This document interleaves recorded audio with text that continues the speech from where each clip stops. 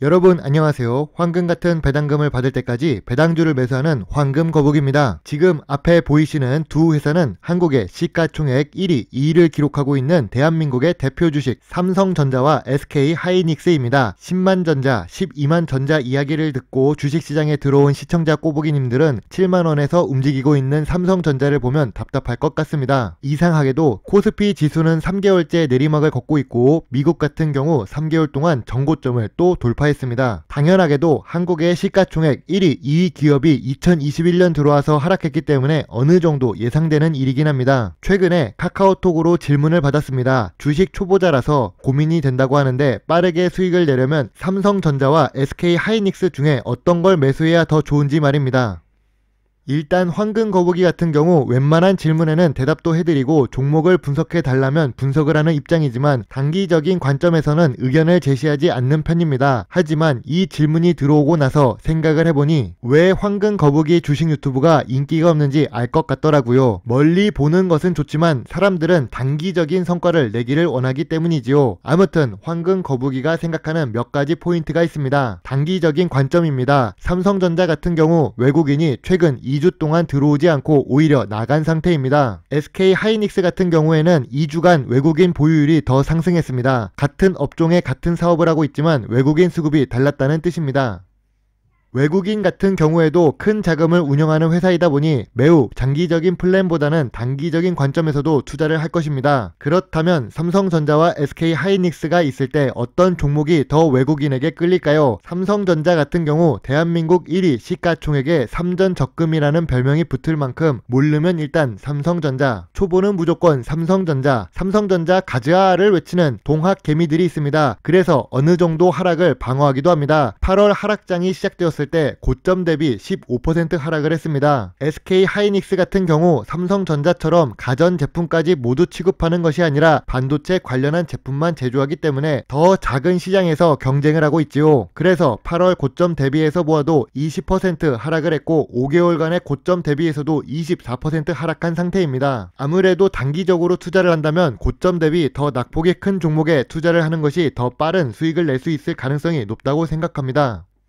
그렇다고 SK하이닉스가 나쁜 회사라는 뜻이 아닙니다. 이미 황금 거북이도 보유하고 있고 황금 거북이 주식 영상으로도 올린 적이 있습니다. 그런데 기관 리포트도 지금 우왕좌왕하는 모습이 보이고 있습니다. 유안타 증권에서는 하이닉스 실적이 컨센서스를 상회할 전망이고 3분기에 메모리 반도체 가격 반등이 예상된다고 평가하면서 목표 주가를 13만원 매수 의견을 제시합니다. 물론 4분기에 반도체 가격 조정이 본격화될 수도 있다고 빠져나갈 구멍도 만들죠. 거기에 흥국증권 같은 경우 이전에 세웠던 목표가 16만 5천원에서 14만 5천원으로 목표가 하향 리포트를 발행합니다. 물론 이 목표가 하락 리포트를 발행하는 이유는 본인들이 발행했던 목표가 리포트에 괴리율이 발생해서 그 금액을 조금 낮추기 위해서라고 보여집니다. 낮춰야 하니 말은 만들어야겠고 그러다 보니 비성수기도 걸고 넘어지고 수요의 불확실성도 우려된다면서 공포 분위기를 조성합니다. 하지만 올해 3분기를 고점으로 내년 2분기까지 하락이 예상되나 내년 3분기부터 2023년까지 상승하는 사이클이 예상된다면서 투자 의견은 매수랍니다. 당장 한두 달의 뒤에 주식시장도 잘 알지 못하는데 벌써 2023년 2년 뒤의 미래까지 예상을 해서 리포트를 내고 있습니다. 이 역시 하락 리포트를 냈지만 빠져나갈 구멍은 만들어 놓는다는 뜻이겠지요.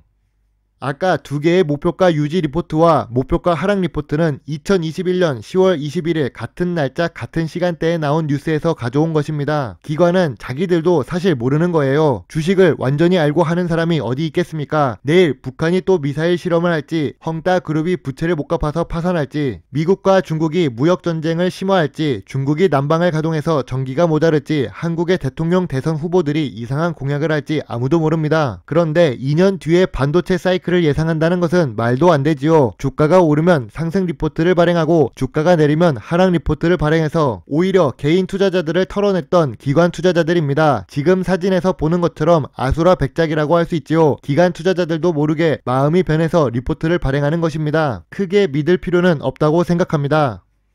황금 거북이의 구독자이자 도움을 많이 주시는 문성훈 님이 답글을 달아주셨습니다. 덕분에 종목을 선정할 수 있는 기준이 정립된 것 같다니 다행입니다. 저야말로 시청해 주시고 답글을 달아주셔서 더 감사드립니다. 문성훈 님이 궁금하신 종목은 한국 쉘 석유입니다. 한국 쉘 석유 같은 경우 황금 거북이 투자 기준 중 4가지 중 3가지는 빨갛게 충족되어 있고 미래 성장성은 노란색으로 표시가 되어 있네요. 그럼 분석을 시작해 보겠습니다. 함께 가시죠. 한국 쉘 석유는 28만원이 넘는 주식이라 상당히 비싼 주식 중 하나입니다. 하지만 시가총액은 3천억이 넘는 중형 주식이지요. 이렇게 주식이 비싼 이유는 상장된 주식수가 130만 주라서 그렇습니다. 비싼 주식에다가 상장된 주식수가 적어서 거래량도 낮은 주식입니다. 거래량은 낮지만 황금 거북이가 좋아하는 배당금도 지급하는 회사이지요. 계속 매출액이 상승하는 회사는 미래 성장성이 높을 가능성이 높습니다. 하지만 한국셀석유 같은 경우 매출액이 거의 변동이 없습니다. 매년 2천억은 넘기고 있지만 2,300억이 넘지 않는 상태입니다. 전염병의 영향으로 경기가 좋지 않았던 2020년에도 2천억 이상 매출을 기록합니다. 이번 2021년 매출액도 크게 상승하지는 않았다고 볼 수 있습니다. 그래도 부채 비율이 100% 미만만 되어도 훌륭하다고 할 수 있는데 부채 비율이 50%대 수준을 유지하고 있는 한국셀석유입니다. 당좌 비율도 높고 유보율도 높아서 부채로 인해 상장 폐지될 문제는 거의 없습니다. 하지만 의외로 PBR이 높은 회사입니다. 다른 석유 관련 사업에 있는 S-오일이나 GS 같은 경우 PBR이 1배 수준이나 그보다 낮기 때문에 한국 셀석유의 4배, 3배가 넘는 PBR은 높은 편이라고 볼 수 있지요. 황금 거북이가 제일 좋아하는 배당금 공시를 확인해 보겠습니다. 한국셀석유는 배당금을 꾸준하게 지급하는 회사입니다. 무려 31년이나 연속으로 배당을 지급했기 때문에 앞으로 배당금을 계속 받을 수 있을 것이란 기대를 할 수 있습니다. 거기다가 평소에는 노란색으로 쓰는 글씨인데 배당 성향이 매우 높습니다. 배당 성향이 90%가 넘는 회사입니다. 배당 성향이 높다는 것은 주주에게 수익을 환원한다는 뜻입니다. 이익의 대부분을 주주에게 환원하고 있기 때문에 시가 배당률이 높습니다. 은행 예금 이자가 1%대 수준인데 5년 평균 4.9%입니다. 이 정도 시가 배당률이면 20년 동안 한국 쉘 석유를 보유하고 있으면 투자한 원금만큼은 배당금을 받을 수 있다는 뜻으로 볼 수 있습니다. 고배당 주식임은 확실합니다. 황금 거북이 투자 기준 4가지 중 3가지인 단기 순이익과 배당 지급 그리고 재무 상태가 좋은 한국셀석유입니다. 한국셀석유는 주요 주주가 54% 보유하고 있고 유통 주식이 46%이고 최근 주요 주주 지분 변동 내역을 확인해보니 20년 넘게 변동이 없습니다. 아마 로열 더치 쉘 그룹에 이상이 생기기 전까지는 변동이 되지 않을 것이라 쉽게 예상할 수 있습니다. 1960년에 설립되어 꾸준하게 사업을 하고 있다는 것과 윤활유 부문 세계 1위라는 것도 좋은 회사의 기준이 될 수 있습니다. 2020년보다 2021년 반기에 윤활유 매출이 증가했습니다. 아무래도 제조업에서 공장 가동률이 증가함에 따라 윤활유 사용량이 증가했음을 알 수 있습니다. 국내 매출 80%와 수출 매출 20%를 기록하고 있지만 큰 변동이 없이 매출을 유지하고 있는 모습이 보이는 한국셀석유입니다. 주봉 차트를 확인해 보겠습니다. 황금 거북이의 투자 기준 중 3가지는 충족했지만 주봉 차트를 보면 2016년부터 5년 동안 하락 추세를 그리며 내려오고 있었습니다. 다만 2020년부터 유가가 바닥을 찍고 나서 주가가 반등을 하는 모습입니다. 2020년 이전에 유가는 세일가스의 영향으로 하락을 하고 있었고 2020년 이후에는 다시 공장 가동률이 높아지면서 석유 사용량이 늘었기 때문입니다. 주봉 차트 상으로도 이동평균선 121선 위를 기록하고 있습니다. 황금 거북이가 한국셀석유를 만약 매수를 한다면 얼마에 매수를 할까요? 1차 지지선 27만원, 2차 지지선 25만 5천원, 3차 지지선 24만원을 생각합니다. 하지만 현재 유가가 상승한 이유는 수요가 높아져서 그런 것이 아니라 공급이 원활하지 않아서 상승했기 때문입니다. 결국 수요가 받쳐주지 않으면 유가의 상승에는 한계가 찾아올 것이고 그럼 다시 유가가 낮아져서 한국셀석유의 주가에도 영향을 미칠 수 있습니다. 현재 주가가 상승해서 이동평균선 121선과 201선 위에 있는 것도 황금 거북이가 한국셀석유 주식을 현재 매력적이라고 보지 않고 있지요. 나쁜 회사는 아니지만 지금 당장 매수할 주가는 아니라고 생각됩니다. 한국셀석유 투자 포인트를 확인해 보겠습니다. 5년 연속 단기 순이익을 기록하고 있고 부채 비율도 낮으며 당좌 비율과 유보율이 높아서 재무 안정성이 높은 회사입니다. 거기다가 31년 연속 배당을 하고 있고 시가 배당률이 5년 평균 4.9%인 고배당 주식이지요. 모회사가 국내 회사가 아닌 로열 더치 쉘 그룹에 속해 있어서 배당 성향이 높은 것으로 생각됩니다. 하지만 석유 관련한 사업이라 꾸준한 실적은 존재하지만 전기차 산업에 물려서 석유 가격에 따라서도 영향을 받고 미래 성장성보다는 안정성이 더 강조된 회사라고 생각됩니다. 또한 최근 국제 유가의 상승으로 인해 단기적으로 주가가 상승해서 이동평균선 121선과 200일선 위에 있는 상태입니다. 아무리 좋은 주식이라도 투자자가 높은 금액에 매수하면 내 계좌에는 나쁜 회사가 될 수 있습니다.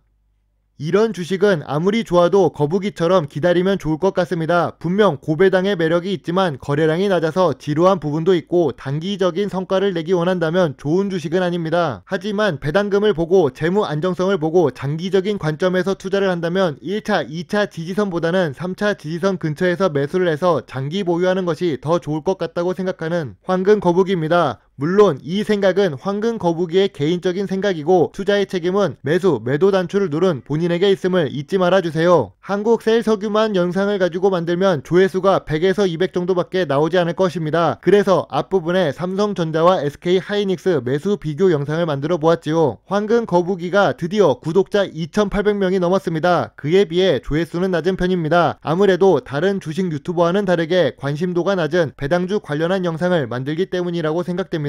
그래서 사실 하루 유튜브 수익은 1,000원에서 2,000원 사이입니다. 영상을 만드는데 걸리는 시간에 비하면 많이 낮아서 항상 슬프지만 여러분이 구독도 눌러주시고 좋아요도 눌러주신다면 힘을 내서 영상을 만드는데 많은 도움이 될 수 있습니다. 오늘도 끝까지 시청해주셔서 감사합니다. 황금 거북입니다.